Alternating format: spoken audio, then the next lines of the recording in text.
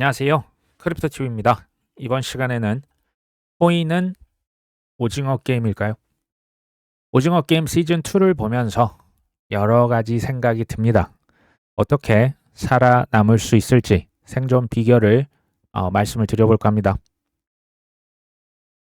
그 전에요. 뉴스 몇 가지 보고 가시겠습니다. 올해 솔라나 현물 ETF가 승인될 확률이 76%다. 돈을 걸고 미래를 예측하는 폴리마켓에서 생각보다는 높은 확률로 솔라나 ETF가 올해 승인될 것이다 라고 보고 있습니다. 근데 SEC에서요, 작년에 솔라나 현물 ETF 5개사 중에서 2곳의 거부를 통보한 바가 있죠. 그것에 비하면 상당히 높은 확률입니다. 저 같은 경우는 작년 1월 달이죠. 비트코인 ETF가 처음으로 승인이 됐을 때, 이제는 ETF의 시대가 열렸구나 라고 확신을 했습니다. 하지만 이더리움 ETF 전에 퍼드가 얼마나 많았습니까? 리플 4년째 소송이 안 끝나고 있죠. 어마어마합니다. 물론 1월 15일자로 기각 소송 이것을 맞소송을 하냐 마냐가 아마 결정이 될 것 같고요. 실은 이미 다 잊어버리셨을 수도 있어요. 솔라나도 퍼드가 있었고요. 아발란체도 퍼드가 작년에 다 있었습니다. 카르다노도 잊을만함 한 번씩 나왔었거든요. 지금은 이 퍼드가 기억이 잘 안 날 정도죠. 가격이 오르면요. 원래 언제 그랬었어? 라고 생각이 사람들 기억을 잘 못해요. 저는 2025년 순서가 있을 것이다. 누가 신청하면 된다? 블랙락이 신청하는 순간 조정이고 하락이고 이거 다 의미가 없어집니다. 솔라나, XRP가 아마 그 다음 타자가 될 것이고 그 다음은 카르다노, 아발란체, 도지코인 이런 코인들이 서로 이렇게 경쟁을 하지 않을까라고 저는 전망을 합니다. 알트코인 현물 ETF가 신청도 아니고요. 실제 승인이 되면 제가 봤을 때 그때는 기회의 순간이 아니라 최악의 위기가 될 수 있습니다. 그때 가격이 폭등하니까 엄청나게 덤벼들겠죠. 저를 비롯한 우리 구독자분들은 그때 어떻게 하셔야 된다? 유유히 사람들 파티 음악 클럽 같은데 한때 가보셨던 분들이 계시면 음악이 너무 커요. 들리지도 않고요. 기회 있습니다. 그때 유유히 빠져 나오셔야 됩니다. 화장실 가시는 척 하면서 빠져 나오셔야 됩니다. 자, 플랜 B. 비트코인이 올해 50만 달러의 돌파 전망에는 변함이 없다. 50만 달러면요. 사실 우리 돈 7억이 넘습니다. 올해 7억까지 넘을 수 있을까요? 플랜 B는 스톡 투 플로우 모델 있죠. 특히 공급량을 가지고 미래를 예측하는데요. 그렇게 될지는 아무도 모르는 거예요. 이건 가봐야 알겠죠. 근데 거부할 수 없는 큰 메가 트렌드가 있습니다. 저는 그런 걸 말씀드리려고 하고요. 푸틴과 시진핑 거의 동맹국 중에 서로 굉장히 또 친하죠. 지금 여기 보이는 5개국의 정상 어딘지 아시겠습니까? 바로 브릭스입니다. 브릭스에 그러니까 작년이죠. 작년 7월 달에 원래는 5개였는데요. 6개 국가가 추가로 들어왔습니다. 총 11개국 체제가 됐었고요. 원래는 이 브라질, 러시아, 인도, 중국, 남아공이었다가 작년 1월 달에 이집트, 에티오피아, 이란, 아랍에미리트가 정식 가입을 했습니다. 지금은 사실 튀르키예, 전 터키죠. 가입을 했고요. 사우디와 아르헨티나는 지금 미국과 브릭스 사이에 이렇게 줄다리기를 하고 있는 그가 소위 말하는 외교를 하고 있습니다. 기웃기웃하지만 소위 말하는 반미 세력이 점점 커가고 있는 것은 팩트죠. 작년 10월 기사입니다. 회원국 2배가 늘어난 브릭스는 미국 패권에 대항해서 세력을 더 키우고 있다. 푸틴 대통령은 브릭스 이제는 플러스라는 표현을 쓰거든요. 여기에 가입하려고 하는 희망국이 30개에 달한다 이런 표현도 썼습니다. 9월 달에는 이미 튀르키예도 신규 가입을 했죠. 브릭스 정상회담이 작년 10월 달 러시아에서 있었습니다. 그때 제가 핵심 딱 2가지만 말씀드려 볼게요. 자, 브릭스 페이라고 하는 방식 그리고 브릭스 화폐 이게요, 사실 준비가 사실은 완료가 됐어요. 근데 이것을 알고 트럼프가 야, 너희들 달러 안 쓰면 관세 바로 100%야 협박을 했었죠. 그러니까 준비는 됐는데 이것을 언제 가동을 시킬지는 아직은 미지수입니다. 지켜봐야 됩니다. 브릭스 화폐에 우리가 좀 관심이 갈 수밖에 없는데요. 금을 40%를 섰고요. 그들 5개 국가의 대표적인 통화가 있죠. 특히 이제 위안화 비중이 높을 겁니다. 그 통화 바스켓의 60%를 끌어서 금사 통화 바스켓 6 해서 브릭스 화폐를 별도로 만들 것을 이미 사실은 준비가 어느 정도 완료가 됐습니다. 근본이제의 어떤 화폐라고 볼 수도 있거든요. 코로나 이후에 브릭스 국가들이 기억나십니까? 중국이나 인도나 러시아도 엄청나게 금을 샀었습니다. 이제 조금 이해가 됩니다. 핵심은 뭐냐면요. 미국과 유럽이 그동안 얼마나 교만했던지 스위프트망 그들이 전 세계의 주요 정치 경제를 쥐락펴락했잖아요. 반미 세력들, 어떤 제재, 정치적, 경제적 제재를 당했던 이 원한에 사무쳤던 국가들이 똘똘 뭉치다 못해서 점점 번성하고 있는 겁니다. 이 인구 대국들이 굉장히 많거든요. 탈달러화가 지금은 거의 가시화 돼버렸죠. 사실상 이제 어느 정도 진행이 되고 있고 달러 대신에 그러면 그 다른 통화의 비중이 늘어날 것은 불을 보듯 뻔한 얘기입니다. 타 통화라고 하는 것은 지금 스테이블 코인, CBDC, 이제 국가 중에서는 위안화가 또 루블화 이런 순으로 이제 달러에는 아직은 턱도 없이 못 미치곤 있지만 비중이 점점 올라가고 있죠. 여기에 비트코인도 한 자리를 차지하고 있고요. 앞으로 더 커진다는 얘기입니다. 두 번째 특징은요. 브릭스가 국가 간의 무역을 할 때 비트코인도 쓸 것을 제안한 겁니다.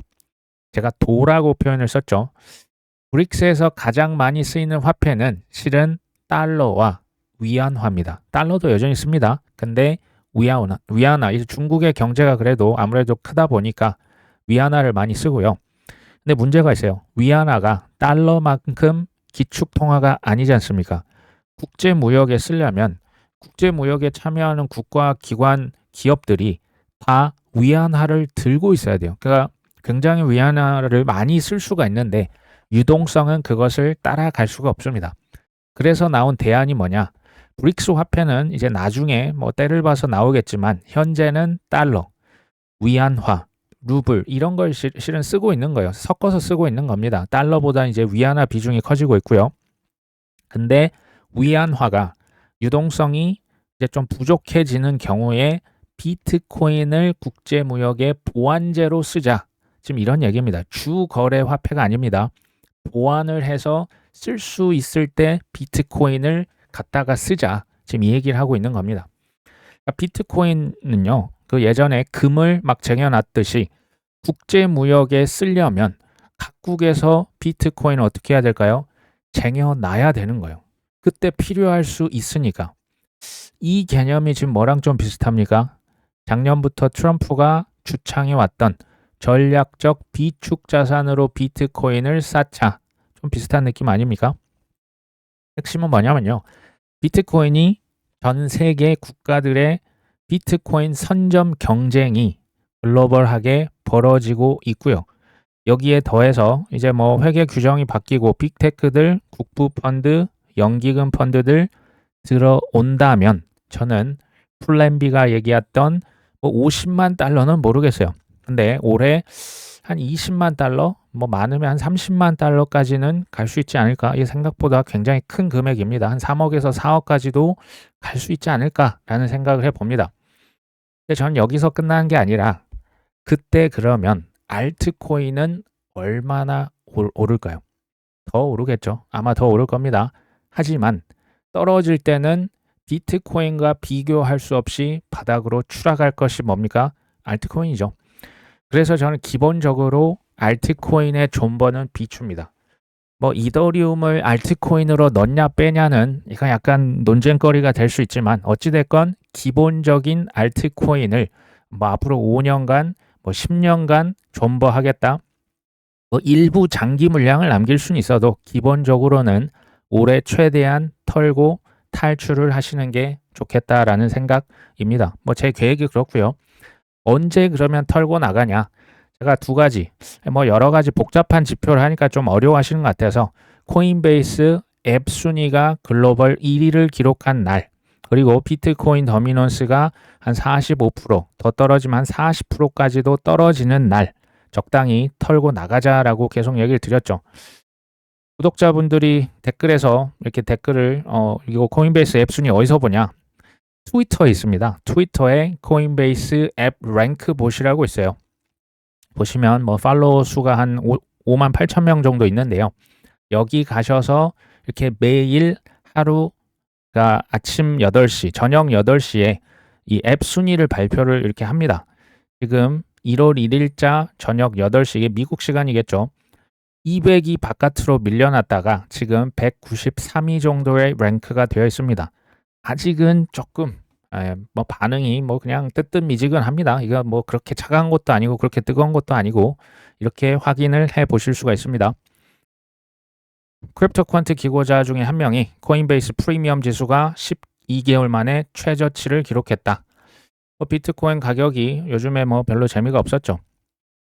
예전만 해도요, 사실 김치 프리미엄이 어떤 그 주요 지표였다면 지금은 코인베이스 프리미엄이 좀 더 메인 지표가 됐습니다. 이게 플러스면요, 소위 말하는 장이 상승세라는 것을 의미할 때가 많고요. 코인베이스 프리미엄이 마이너스다, 하락세다라고 보셔도 크게 무방합니다. 그 이유는 간단하죠. 지금은 코인 시장 전체를 큰 형님들, 블랙록, 피델리티, 뭐 코인베이스, 이런 뭐 서클, USDC 이런 친구들이 주도하고 있기 때문에 코인베이스 프리미엄에 우리가 주목할 필요가 있는 겁니다.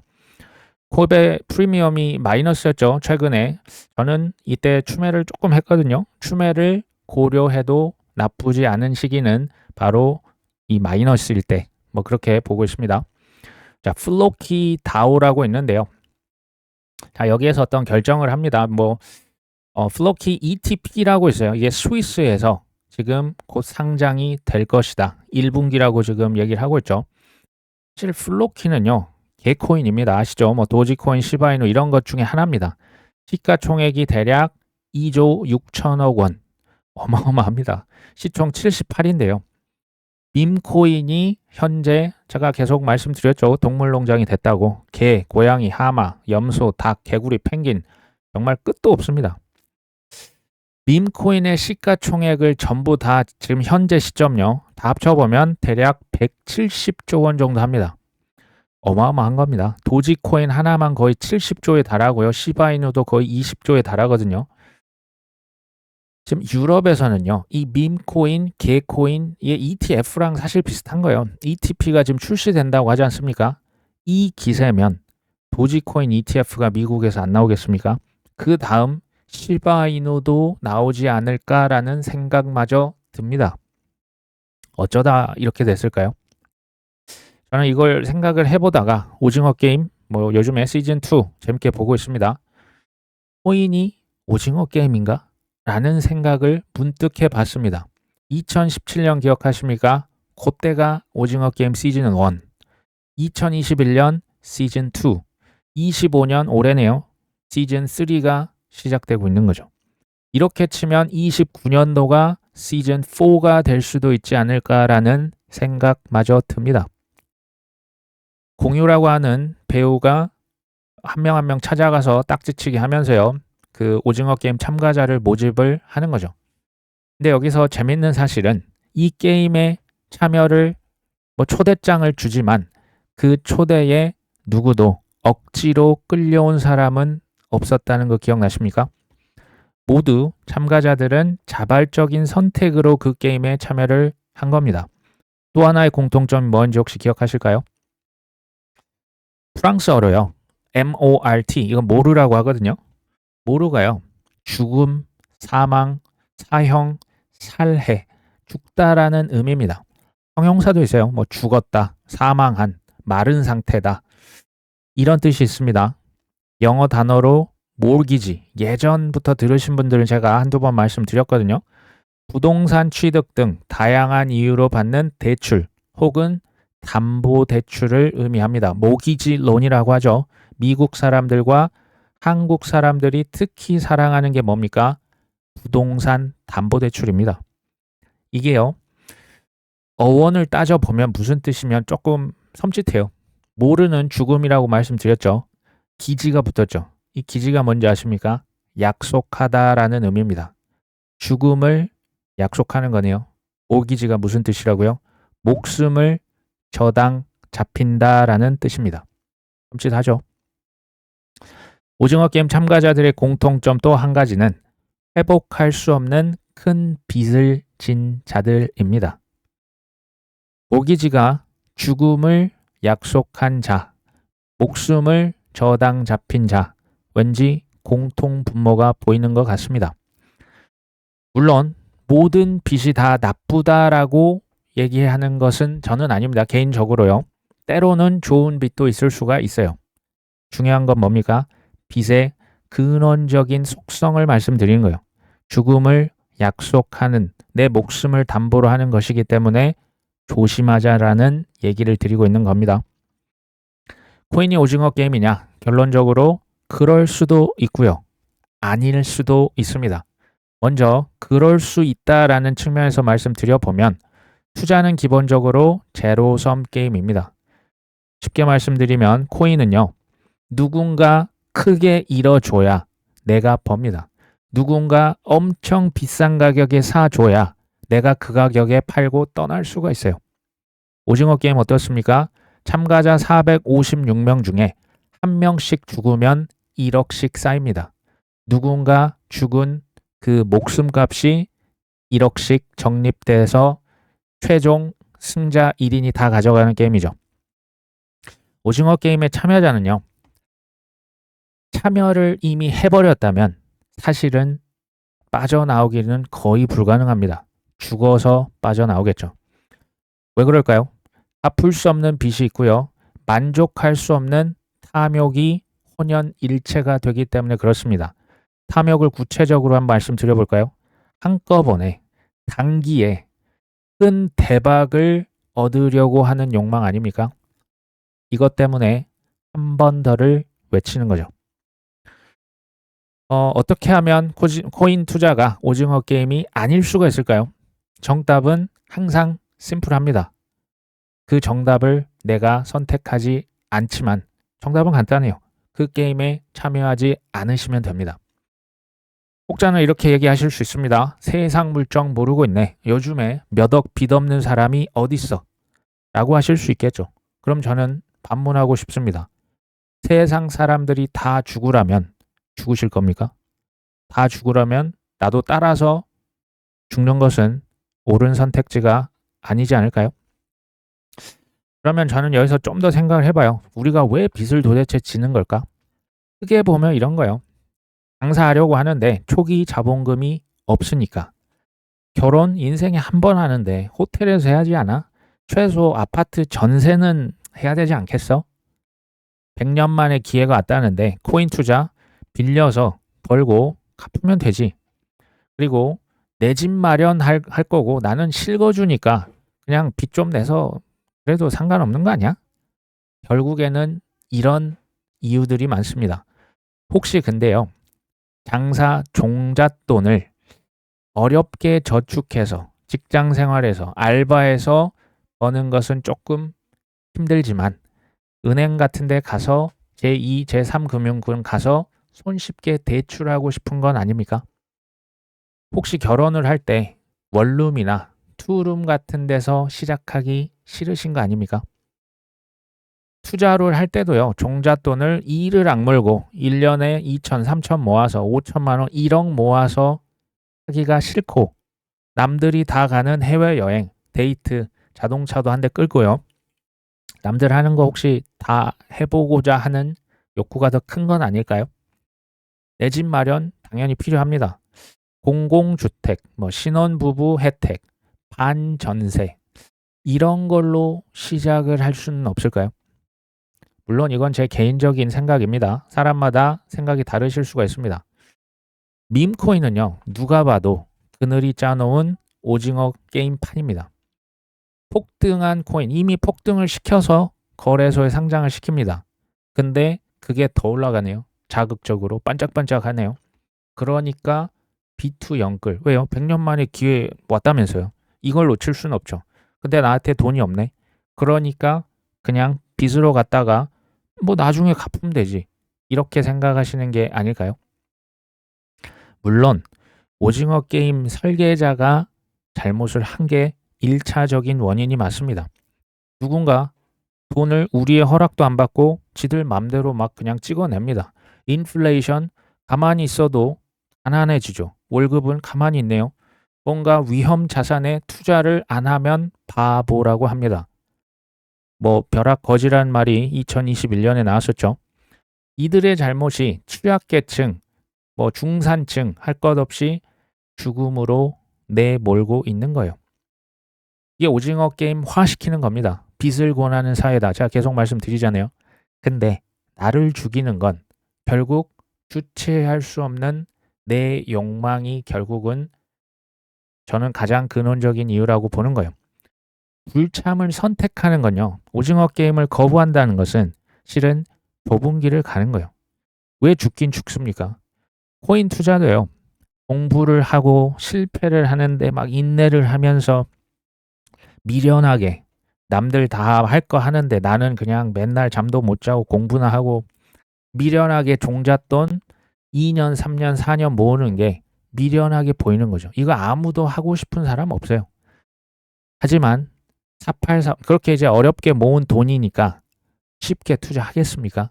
내가 피땀 흘려서 번 돈인데 순식간에 날리지 않으려고 필사적으로 공부할 겁니다. 4848이요. 한 판 더를 외칠까요? 이거 쉽지 않을 겁니다. 이것을 단호하게 거부하는 게 생존 비결이 아닐까요?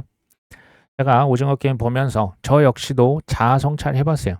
저들의 추악한 민낯, 욕망, 저한테는 없을까요? 전 있다라고 보여지면서 자아 성찰, 반성을 했었거든요. 혹시 지금은 내가 평정심을 유지하고 있는데 나중에 진짜 폭등 오면 한 번 더라고 저 역시도 외칠 수 있지는 않을까요? 우리 구독자분들은 이번 판까지만 하고 갈게. 그 양동근이었습니까? 굉장히 귓전을 맴돕니다. 과거의 큰 실패와 아픔을 만약에 겪으셨다면 그게 2018년이든 22년, 23년이든 이번에는 반복하시면 안 되겠죠.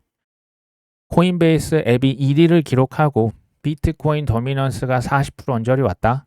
탈출 신호입니다. 이 탈출 신호 뭐 이제 사람 그 구독자분들 얘기하시죠. 저한테 말 좀 해주십시오. 말씀을 드릴 텐데요. 제가 장담합니다. 잘 안 들리실 거예요. 탐욕이 눈을 가려버리면 아마 쉽지 않을 겁니다. 마지막으로 하나 덧붙이면요. 최대한 빚을 지지 않으셨으면 해요. 빌려주는 한이 있어도 그냥 이제 꼭 받겠다가 아니고 그냥 줘버린다 생각을 하더라도 빚진 인생은 우리가 조금 지양해야겠죠. 이건 무슨 얘기냐면요. 없으면 없는 대로 만족하고 자족하고 불편하게 살자라는 얘기예요. 당분간. 당분간입니다. 불편하게 좀 살자라는 거예요. 왜 남들이랑 똑같아야만 합니까? 저는 크게 두 가지 부류로 보거든요. 부자처럼 보이고 싶은 사람과 실제 부자로 사는 삶입니다. 어느 쪽이십니까? 부자처럼 보이고자 하는 자는요. 지금 당장 신용카드 50개월, 60개월 할부를 긁습니다. 자동차도, 집도, 가방도, 옷도, 여행도 신용카드죠. 실제 부자를 제가 여러 명 겪은 결과 지켜보니까요. 지금 당장의 카드 긁기를 뒤로 미룹니다. 안 한다가 아니에요. 뒤로 미룰 수 있는 절제와 인내와 저는 이게 실력이라고 봅니다. 투자도 종잣돈, 내가 노력해서 모은 돈으로 하자는 거예요. B2요, 한 방이요, 금방 내가 갚으면 되니까 오징어 게임의 확장판이 될 수밖에 없는 거예요. 돈은요, 이거는 최종 목표가 뭡니까? 투자 제가 왜 하냐고 계속 여쭤보고 있죠. 만약에요, 사람들이 아니라고 해도 본인을 속이시면 안 됩니다. 정직하셔야 돼요. 돈이 최종 목표라면 아마 오징어 게임 탈출 못할 겁니다. 왜 그런지 아십니까? 한 판 더라고 또 외칠 게 뻔하니까. 만족 못할 테니까. 최종 목표가 되면 안 됩니다. 돈은요, 수단입니다. 돈은 사랑하는 게 아니고 잘 쓰려고 버는 겁니다. 맞지 않습니까? 여기까지 잘 버티셨다면 25년, 올해는 절제하셨던 분들의 해가 될 거라고 봅니다. 추운 날씨에 건강 잘 챙기시고 모두 좋은 주말 되셨으면 합니다. 오늘 방송 여기까지 합니다. 끝까지 시청해 주셔서 감사합니다.